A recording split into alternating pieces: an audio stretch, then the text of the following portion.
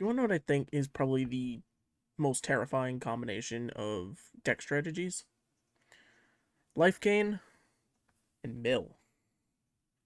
Never did I think that that would be a thing I would have to worry about, but Final Fantasy provided us that. Today we are looking at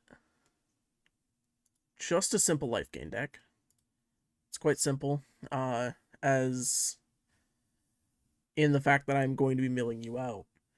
So just a simple Lifegain deck is using uh, Hope from the Final Fantasy set, who is a 2 mana 2/2 with lifelink.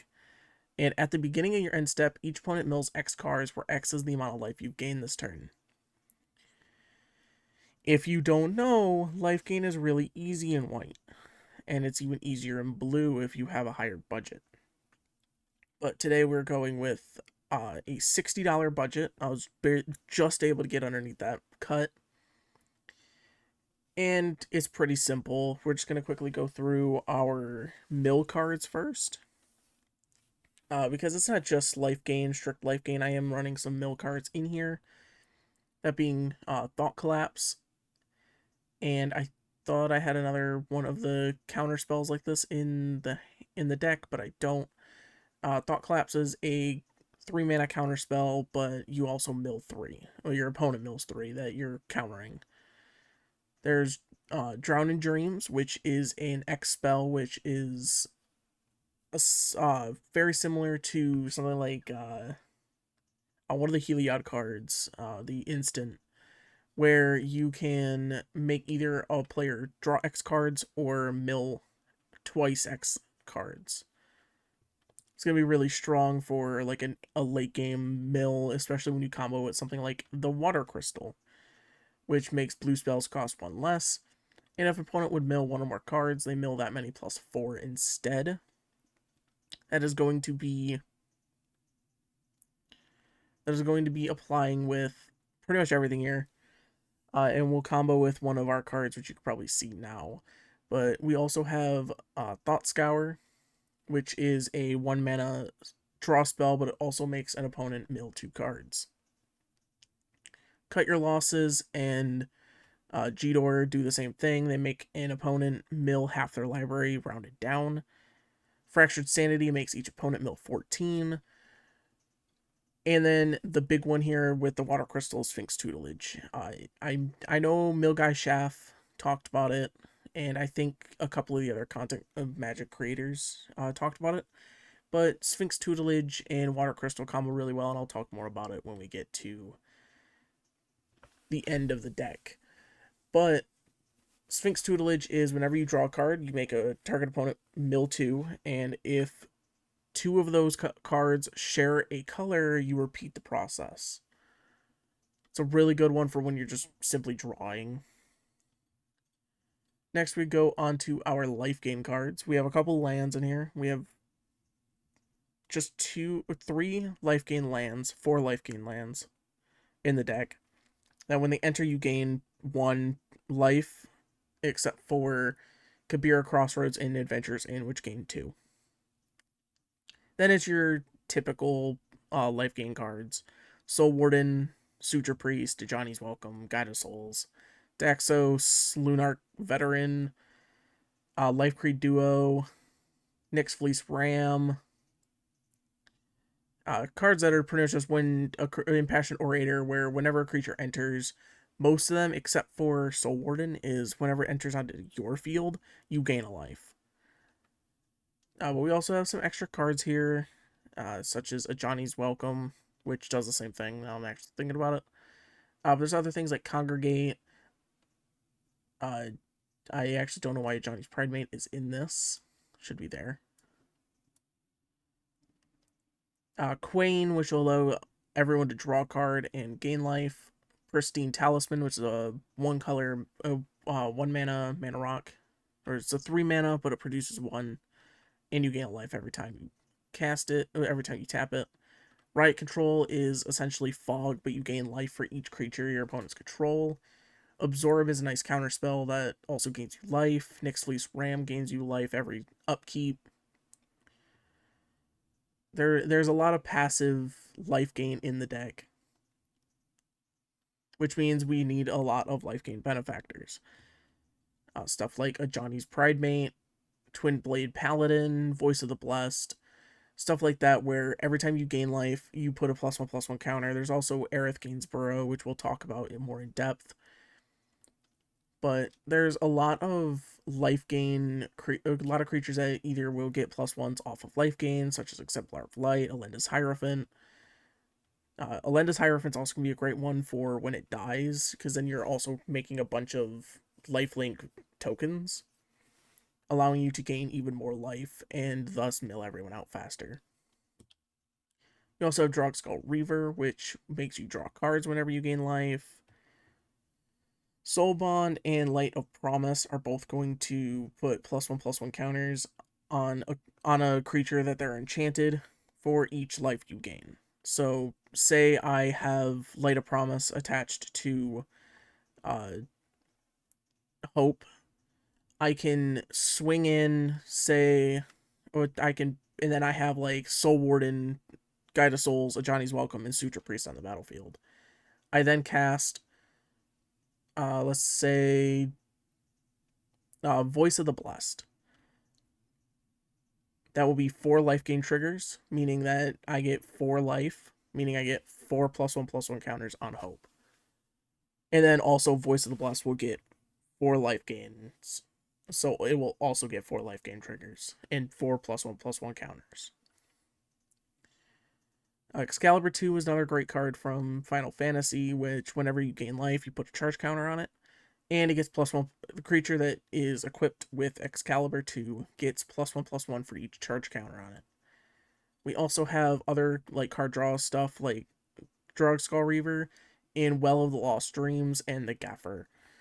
Gaffer is if I gain 3 or more life, I draw a card, and Well of the Lost Dreams is whenever I gain life, I can pay X, where X is less than or equal to the amount of life I gained, and draw that many cards. Then we also have Aerith Gainsborough, which will get a +1/+1 counter for anytime a life trigger happens. But when she dies, you put X +1/+1 counters on each legendary creature I control. And since I'm gaining a bunch of life and I'll be getting a bunch of +1/+1 counters on it, I'll be getting stuff on like Gaffer and a few other creatures in the deck as well as Hope. And also just to add to life gain, we have a bunch of white life gain multipliers. Most of these are just +1 to the life gain, like Heron of Hope, Angel of Vitality, Leyline of Hope, Cleric class. But we also have doublers such as Rock's Faithbender and the Wind Crystal. You can do something like Alhamerit's something. I'm actually blanking on the name of the card. I think it's Alhamerit's Archive. Yeah. Where it will double your life gain as well. But again, I wanted to stick to $60 because it's, to me, 60 is like the peak of budget. Usually 50, but like if a deck is like really strong, I feel like justifying the extra $10 is worth it. The Wind Crystal, though, is an interesting card, as again, it's from the Final Fantasy. It makes white spells cost 1 less, doubles the life I would gain, and for 6 mana, and to tap it, I can get all my creatures flying in lifelink, allowing us to get a lot more life gain triggers. This is all just the mana and stuff. Like, it's, you know, all the life gain lands I was talking about earlier. Sky Diamond, Marble Diamond, Pristine Talisman, like I was talking about earlier, Soul Ring, Thought Vessel, just the normal stuff, you know. There is a total of 35 lands, and then you also have the 7 mana rocks. We also have our support, which is just essentially giving lifelink, a lifelink creature, making my legendary permanents have ward 2, making it harder to remove Hope. Didn't say Please, which is another one of the extra. This was the mill card I was talking about. It's the same thing as the counterspell I was talking about at the start. Path to Exile and Swords to Plowshares. Obviously, it's white. Just to remove some creatures, help keep my board at a solid state. Counterspell and Arcane Denial, just 2 very solid counterspells.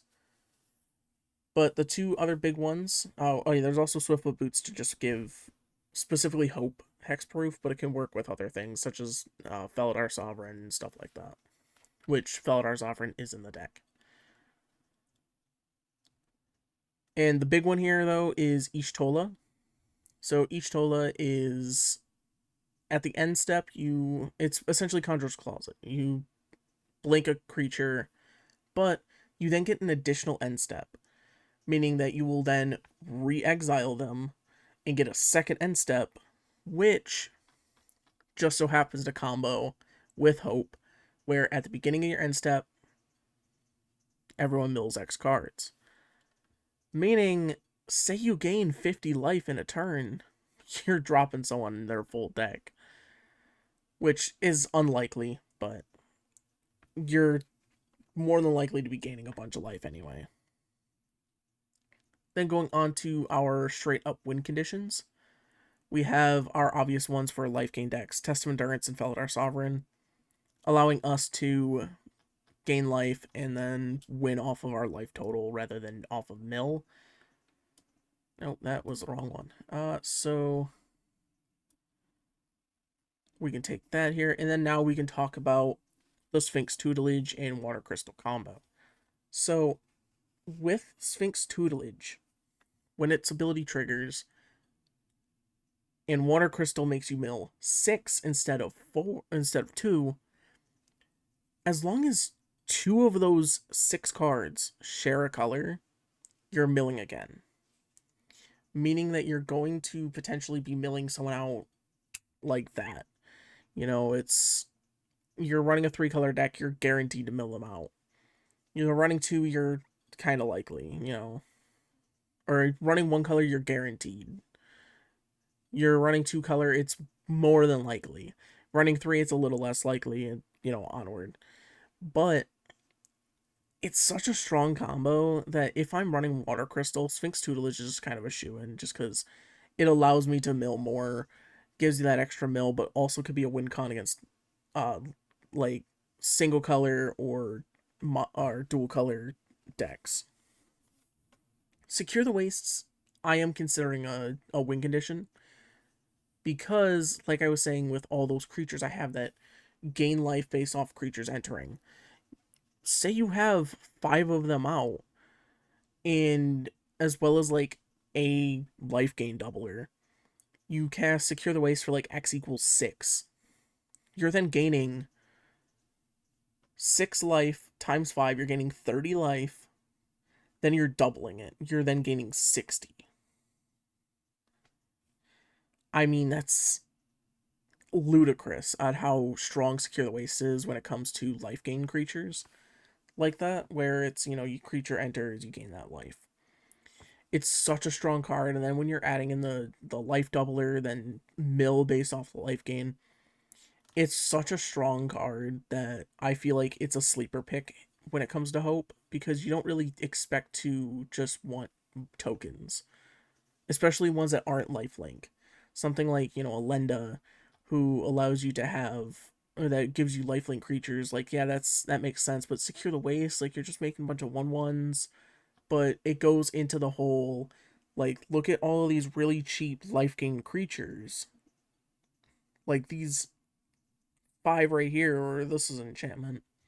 Then you also have, like, Daxos and Lunarch Veteran, which are both 1 and 2 mana. Like, you're gonna be gaining a lot of mana, a lot of life really easily for very cheap. So, it felt very obvious to add in. I do want to quickly show off before we end the mana curve. Most of it's around a 2 or a 3. We do have a couple higher ones, which was like Drogskull Reaver. 6s, you know, your Ishtola, Felidar Sovereign, big mill card. There definitely could be more. Like, if you want to make this, like, not as budget, like, you could definitely add a lot of really interesting cards. But this was just trying to work with a budget and, you know, kind of keep it a little casual, but also be able to be competitive. In, like, a, I guess, semi-casual sense. But that is all for this video. I hope you guys enjoyed this showcase of Hope. I know I enjoyed building it. I was playing I went to the Final Fantasy pre-release. I had a great time with the set. I think it's a really awesome set. I really wanted to get a booster box for it, but it's just way too expensive, and the card shop I go to didn't have one to sell, so I didn't end up getting it. And I still might get one. I'm not too sure, but that's for another day. Thank you all again. Real quick, links to them below. You have the link to the deck. You have the link to my affiliate link with Razor, as well as my music playlist and everything. So check out my profile if you want to go check out any of the other decks I made. Because again, I made I think I'm over 500 now. So there's a ton to look at. And I'll have a link directly to the list that has all the decks from this series. So thank you all so much for watching, and I will see you all in the next video. Peace out.